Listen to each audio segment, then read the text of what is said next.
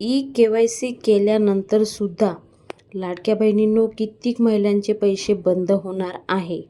तर कशामुळे बंद होणार आहे आणि का बंद होणार आहे ते आज मी आजच्या ह्या व्हिडिओमध्ये सांगणार आहे. संपूर्ण माहिती तुम्हाला मिळणार आहे, म्हणून व्हिडिओ कुठेही स्किप करू नका. आणि कोणत्या कोणत्या महिलांचे हप्ते बंद होणार आहे ई-के.वाय.सी सक्सेसफुल झाल्यानंतरसुद्धा, तर महत्त्वाची माहिती असल्यामुळे व्हिडिओ स्किप करू नका, एंडपर्यंत बघा.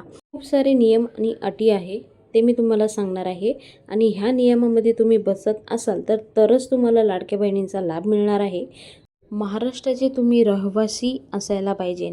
तुमचा जन्म महाराष्ट्रामध्ये झालेला आहे, महाराष्ट्रामध्येच तुम्ही राहत आहात, तशाच महिलांना लाडक्या बहिणींचा लाभ मिळणार आहे.